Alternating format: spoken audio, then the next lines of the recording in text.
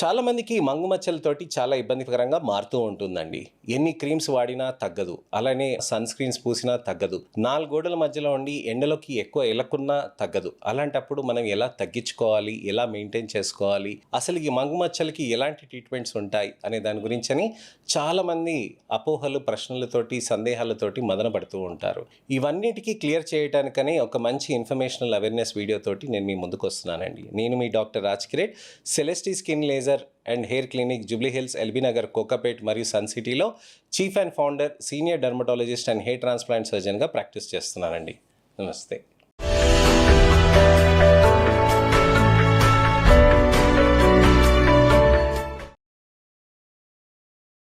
చాలామందికి మంగు మచ్చలు వచ్చినప్పుడు మనకి జెనెటిక్ పరంగా వచ్చిందా, హార్మోనల్ రూపంలో వచ్చిందా, ఈ విధంగా వచ్చిందా అని చాలామంది ఆలోచిస్తూ ఉంటారు. మగవాళ్ళకి జెనెటిక్ రీజన్ తోటి ఉంటుందండి, హార్మోనల్ వేరియేషన్స్ తోటి అలా రావచ్చు. కానీ ఆడవాళ్ళకి మెయిన్లీ జెనెటిక్ రీజన్ అండి, హార్మోనల్ అండి, ఇడియోపతిక్ అని అంటాము.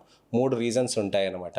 జెనెటిక్ అని అంటే వంశంలో ఎవరికైనా ఉంటే కనుక అది మీకు రావచ్చు. హార్మోనల్ రూపంలో మనం గమనించాల్సిన అవసరం ఉంటుందన్నమాట. 16 నుంచి 25లో వయసులో ఉన్నప్పుడు అది చాలా తక్కువ మందికి వస్తుంది, కానీ వస్తుంది. అలానే ముఖ్యమైనది ఏంటనంటే మనకి వేరే విధమైన ప్రాబ్లమ్స్ అనమాట. అంటే ప్రెగ్నెన్సీ, అలానే డెలివరీ, ఓసీ పిల్స్ వేసుకున్నాక కానీ, లేకపోతే ఇతరత్ర ప్రాబ్లమ్స్ ఉన్నా కానీ, అప్పుడు ఈస్ట్రోజెన్స్ అనేటివి, ప్రొజెస్ట్రాన్స్ అనేటివి డిఫరెంట్ రేషియోస్లో మారిపోతాయి. అలాంటి రీజన్స్ తోటి కూడా వస్తూ ఉంటుంది. సో ఇక్కడ మనం గమనించాల్సింది ఏంటనంటే మెలాస్మా అనేది ఈ విధంగా రావచ్చు, జెనెటిక్ పరంగా, హార్మోనల్ పరంగా. ఇడియోపతిక్ అంటే అన్నోన్ రీజన్స్, ఏ కారణాలు ఉండవు అనమాట, దానితోటి అలా వచ్చేస్తూ ఉంటాయి. సో మనం ఇప్పుడు కారణాలు తెలుసుకున్నాం. చర్మంలో ఏ విధంగా మార్పులు అనేటివి వచ్చేస్తాయి, చర్మంలో అసలు మంగు మచ్చలు ఏ విధంగా ఉంటాయి. మనకి చర్మంలో పైన పొర, కింద పొర ఉంటుంది కదండి. పైన పొర, కింద పొర మధ్యలో మనకి నల్ల కణాలు ఉంటాయి. ఈ నల్ల కణాలు అనేటివి మనకి నలుపుని ఇస్తాయి, మనకి రంగుని ఇస్తూ ఉంటుంది. ఈ రంగుని ఇచ్చిన దాంట్లో మనకి నలుపు కణాలు కొన్ని తెలియని కారణాల వల్ల కిందికి జారి పడతాయి. కిందికి జారి పడినప్పుడు అది అక్కడ హ్యాంగింగ్ అవుతూ ఉంటుంది. దాన్ని పెండులస్ మెలనోసైట్స్ అని అంటారనమాట. ఈ పెండులస్ మెలనోసైట్స్ ఏమవుతాయనంటే అక్కడ నలుపు అనే పదార్థాన్ని ప్రొడక్షన్ చేస్తూ ఉంటుంది. ఈ నలుపు అనే పదార్థం అక్కడే కాకుండా కింద కూడా పదార్థం మనకి ప్రొడక్షన్ జరుగుతూ ఉంటుంది. పైన పొరలో పేరుకుపోయింది అనుకోండి, దాన్ని ఎపిడర్మల్ మెలాస్మా అని అంటాము. కింద పొరలో పేరుకుపోయింది అనుకోండి, దాన్ని డర్మల్ మెలాస్మా అని అంటాం అనమాట. ఈ ఎపిడర్మల్, డర్మల్ మెలాస్మా ఎప్పుడు కూడా మనకు ఒక చోట ఎపిడర్మల్, ఒక చోట డర్మల్ అనేట్టుగా అలా ఉండదండి. ఇష్టమున్న విధంగా అది డిస్ట్రిబ్యూట్ అవుతూ ఉంటుందన్నమాట. దాన్ని మిక్స్డ్ మెలాస్మాస్ అని అంటారు. నేను చూసే ప్రతి పేషెంట్లో మిక్స్డ్ మెలాస్మాస్ అనేవే ఎక్కువగా ఉంటాయండి. ఒకే రకమైన మెలాస్మా అనేది ఉండదన్నమాట. సో ఈ మిక్స్డ్ మెలాస్మాసే కాకుండా దానితో పాటు మనకి ఇతరత్ర కండిషన్స్ కూడా ఉంటాయి అన్నమాట.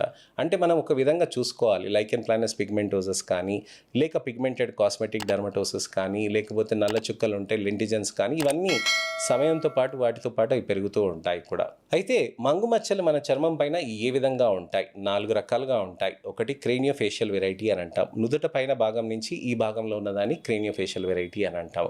మ్యాలర్ వెరైటీ అని అంటాం. ఈ మ్యాలర్ వెరైటీ అని అంటే మంగు మచ్చలు ఇక్కడ బుగ్గల పైన, ముక్కు పైన ఈ భాగంలో ఉంటుందన్నమాట. సెంట్రోఫేషియల్ అంటే సెంటర్, ఇక్కడ నుదుట పైన ఈ భాగంలో, ఇక్కడ అలానే పెదవి పైన ఇక్కడ ఉంటుందన్నమాట. సెంట్రోఫేషియల్ అనేది చాలా రేర్గా ఉంటుందండి. అలానే మ్యాండిబులర్ ప్యాటర్న్ అంటే ఈ భాగంలో ఉంటుందన్నమాట. చెవు ముంగట ఈ భాగంలో ఉంటుందన్నమాట. ఈ 4 రకాలుగా ఉంటాయి. అయితే ఈ రకంగా ఉన్నా కానీ మనకి sunscreen, moisturiser, serums, tablets అనేటివి, ఫేస్ వాష్ అనేటివి వాడుకోవాల్సిన అవసరం ఉంటుంది. ట్రీట్మెంట్స్ ఎలా చేస్తాం? టాబ్లెట్స్, లేజర్స్ అనేటివి కాంబినేషన్లో చేస్తామండి. లేజర్స్ అనేటివి మెలాస్మా లేజర్స్ చాలా సింపుల్గా జెల్ పెట్టేసి ఇలా టక్ టక్ టక్ టక్ మనం చేసేస్తాం అనమాట. ఎటువంటి ఇబ్బంది లేకుండా చర్మంలో మనకి చక్కగా మనకి స్కిన్ మనకి అలానే ఉంటుంది. సాయంత్రం మన ఫంక్షన్కి మనం వెళ్ళిపోవచ్చు, నెక్స్ట్ డే ఫంక్షన్ ఉన్నా వెళ్ళిపోవచ్చు, ఏదైనా అకేషన్ ఉన్నా కానీ మన పనులు మనం చేసుకోవచ్చు. చేసిన తర్వాత అయినా కానీ, చేసిన 10 రోజుల తర్వాత అయినా కానీ ఎటువంటి ఇబ్బందులు అనేటివి ఉండవు అనమాట. అయితే మనకి చర్మంలో ఈ విధంగా లేజర్స్ చేయటంతో మనకి నెల నెల మంచి రిజల్ట్స్ అనేటివి ఉంటాయి. ఎందుకు ఉంటాయి మనకి నెలకి అని అంటే, మనకి చర్మంలో మనకి ఇక్కడ కణాలు అనేటివి నేను చెప్తూ ఉంటాను కదండి, పైన పొరలో ఉన్న కణాలు కింద నుంచి పైకి రావటానికనే నెల రోజులు పడుతుంది.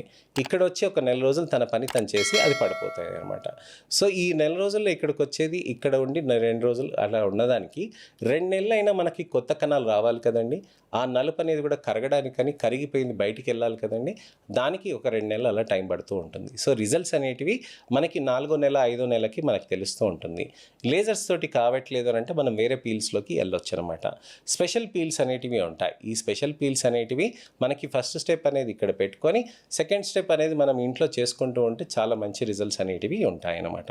సో ఈ విధంగా ట్రీట్మెంట్స్ అనేటివి మనం చేసుకుంటూ పోవాలన్నమాట. ఈ విధంగా ట్రీట్మెంట్స్ అనేటివి చేసుకుంటూ పోతుంటే బెటర్ రిజల్ట్స్ అనేటివి మనకి ఉంటాయి. సో మనకి మంచి రిజల్ట్స్ రావాలి అని అంటే మంగు మచ్చలకి మంచి డెడికేటెడ్గా కమిటెడ్గా 6 నుంచి 8 నెలల వరకు మనకి మంచిగా ట్రీట్మెంట్స్ చేసుకుంటే మంచి రిజల్ట్స్ అనేటివి సాధ్యమవుతుంది. వచ్చిన ట్రీట్మెంట్స్ని మనం ఖచ్చితంగా మెయింటైన్ చేసుకోవాల్సిన అవసరం ఉంటుందండి. సో ఇదండి విషయం. మంగు మచ్చలకి మనకి ఏ విధంగా ట్రీట్మెంట్ చేయాలి అనే దాని గురించి అని నేను మీకు ఇవాళ వివరించాను. నెక్స్ట్ ఇన్ఫర్మేషనల్ అవేర్నెస్ వీడియోతోటి మళ్ళీ నేను మీ ముందుకు రావాలంటే నా ఛానల్ని తప్పకుండా సబ్స్క్రైబ్ చేసుకొని నోటిఫికేషన్ బటన్ నొక్కండి. నా వీడియోస్ని హైప్ చేయండి. హైప్ చేస్తే ఇంకా ఎక్కువ మందికి అవేర్నెస్ అనేది క్రియేట్ అవుతూ ఉంటుంది. వీడియోని హైప్ చేసినప్పుడల్లా మనకి ఇంకా ఎక్కువ మందికి ఇన్ఫర్మేషన్ వెళ్ళి ఇంకా జాగ్రత్తలు పడి ఇంకా ఆ విధంగా బెనిఫిట్ అవుతూ ఉంటుంది.